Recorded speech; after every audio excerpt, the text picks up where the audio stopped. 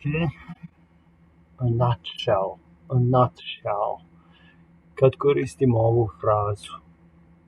We were talking at cross a nutshell. Nekako se ne uklapa.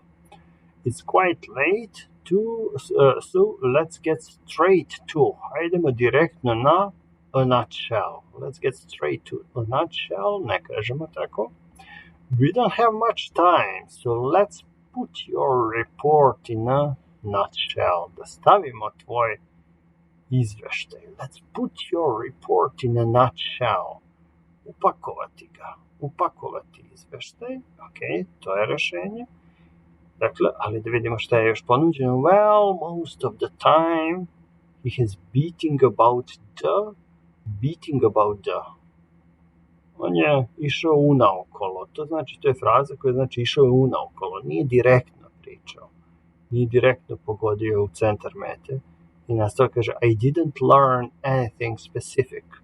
Nisam saznao ništa specifično. U ovom slučaju learn ne znači učiti, nego saznati.